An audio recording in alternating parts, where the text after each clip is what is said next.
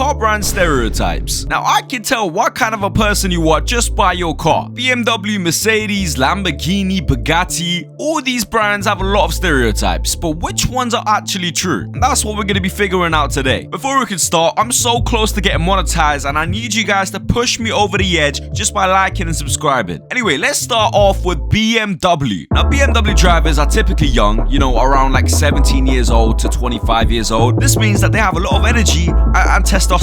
That's what these guys always zoom about. Now, you may think this is a good thing, but it's not, especially when it comes to driving. Because they have a lot of energy and testosterone, they can be a little aggressive, you know what I mean? These guys can be so arrogant with their cars, bro. They think they're the fastest car on the road, modifying their exhaust pipe and even putting spoilers on that shit. Like, bro, calm down. You're driving a 1 Series from 2010. I mean, yeah, it might be a fast car because BMW drivers typically like to upgrade by slapping on a turbo and straight piping it, but that don't make it the best car on the road, bro. Chill out. Like, these guys get offended, bro. They could be in a red light, revving their engine, trying to race a granny on a moped. I mean, BMWs are fast cars, don't get me wrong, but you can't deny the fact that there's always something wrong with the engine, bruv. And one more thing about BMW owners, they hate Mercedes. So number 2, let's talk about Mercedes. And Mercedes drivers are probably the polar opposite of BMW drivers. Instead of being young, they're a little bit older and mature, and unlike BMW, which focuses on power and speed, Mercedes drivers normally focus on the luxury and the comfort aspect of things. And don't get me wrong, there are anomalies, you know, there's a lot of Mercedes drivers who like to overpower their car and put straight pipes and turbos and all that jazz. But typically, Mercedes is a brand which kind of portrays luxury more than power. I mean, a lot of these millionaires, bro, all they do is hire a driver and sit in back of a Mercedes S-Class or a Maybach. I feel like Mercedes as a brand just emulates luxury and comfort more than anything. And Mercedes normally tend to deliver on the luxury aspect of things. And even when it comes to like aggressive cars like G-Wagons, there's always the luxury side of things being implemented nicely. But let's move on to the third stereotype, and we're going to be talking about Audi. Audi drivers come in all sorts of shapes, sizes and forms, just like their cars. Now, Audis are known for loads of different things. For example, they're kind of known for being comfortable, referred to as the Q series. They're also known for their cars with rapid acceleration, which can be shown in the S series and the RS line. And lastly, they're feminine cars, also known as the A series. I'm just saying, not all of them look feminine, but certain cars definitely are designed for women, like the A1 and the A3 especially, because my sister has an A3, but it just looks like a feminine car. I can see why she chose that car. Audis are actually kind of amazing, I'm gonna give them that. I love the fact that an RS6 is a big chunky family estate, but Audi designers have managed to make them not only look better, but also have a better acceleration than some literal supercars. Number 4, Porsche. Continuing the German trial, Porsche is probably one of the best car brands ever. Not only is every single one of their cars iconic, but it also serves a very large purpose in their own right. Porsches have amazing aerodynamics, delivering more performance and saving you fuel. They also have reliable cars because every single one of their engine is built from the bottom up. So you don't really have to worry about losing a lot of resale value over time because, you know,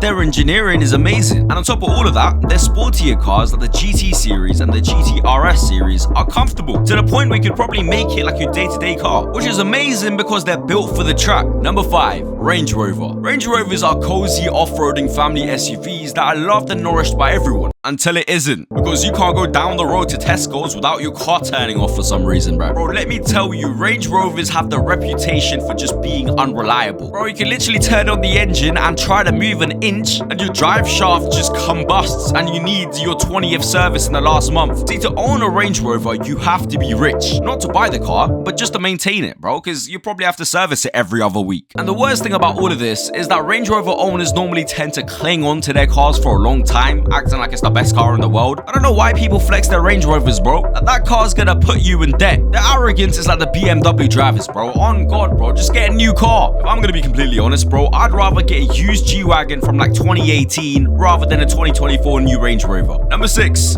Hyundai. Now, this company has some of the greatest cars ever, and I don't mean that because of the best looks and the best speed. I'm just saying because they're cheap and very reliable. Now, I can be very biased because I have the Hyundai i10 for my first car. That's what makes it even more embarrassing that I can't really pronounce the company name correctly. But yeah, I have the 2016 Hyundai i10. But yeah, I have the 2016 Hyundai i10, and honestly, it's probably one of the best cars I've ever driven, because it's the only car I've ever driven. I don't have that point. But no, my first car was Hyundai i10, and it's probably one of the best cars I've ever driven. Just in terms of reliability, bro, it's never broken down on me. It's never had any issues, and girls don't really tend to complain when you hop into the backseat. The Hyundai i10 is literally one of the top cars in CarWow's leaderboard for first cars. If you don't really care about how a car looks, and you don't care about accelerating to the point where you travel back in time, I would say this is probably one of the best cars you could drive. Number 7, Teslas. You guys already know this is not going to end well. Let's go through the negatives first, alright? Number 1, it's electric. Number 2, electric cars have terrible ranges. Their range is so bad, in fact, a lot of people with fully electric cars have something called range anxiety. This is pretty much when you're anxious about not having enough charge to make it to your destination. Number 3, bad panel gaps. The new Cybertruck is reported to have one of the worst panel gaps ever. Like, look at Marcus Brownlee's Cybertruck. Number 4, their batteries tend to lose capacity over time. I'm not just talking about like electric cars at this point, I'm talking about literally everything. Like even your iPhone's battery capacity goes down on a regular basis, bro. That's just the nature of batteries. And finally, number 5, they have suicidal autopilot. What I mean by this is the autopilot will literally go in front of oncoming traffic, bro. I don't know who's brave enough to trust autopilot with their life, bro, but I'm definitely not one of these people. Like, they're literally cars that drive into the bushes.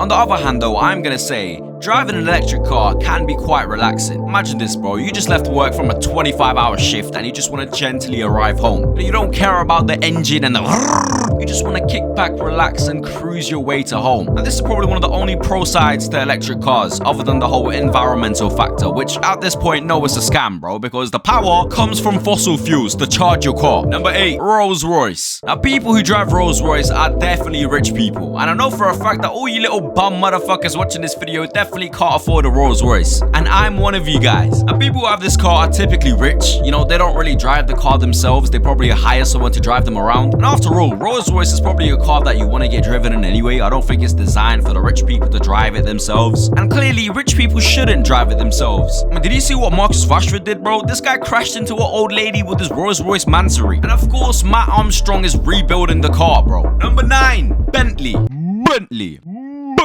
Bentleys are like the Samsung Galaxy version of Rolls Royce. Like, some of their cars, bro, are straight up copy and paste. Like, look at this and look at this. I don't really care if one of their cars could pay off my whole bills, bro. Yeah, I don't really mess with the brand. And finally, number 10, Subarus. There isn't really a lot to say other than the fact that Subarus are really good at rallying. Now, people who buy Subarus normally use it to go on dirt trials, and you can say people who own Subarus are probably more adventurous and like to go out with their car a lot and actually put it to use. Like, you know, unlike Ferrari owners who just put their cars in the garage the whole day. But yeah, man, Subarus 10 out of 10. Here are some car companies that couldn't make it in this video for various reasons. Dodge. Can't really say too much about these cars before I get cancelled. Ford. Amazing variety of cars, but there really isn't a lot to talk about. Like, you see a Ford every single day, bro. You can literally walk around with your eyes closed and you still somehow manage to see a Ford. Toyota. Very reliable. I feel like reliable should be on the slogan of the company. You know, I'm probably gonna excite the kids a bit too much if I talk about certain models, so let me just finish it off here. There's so many other cars I could talk about, so if you guys want a part 2 to this video, just let me know in the comment section below. And also subscribe. Let's get to 1,000 subscribers on this channel, lads. Boom.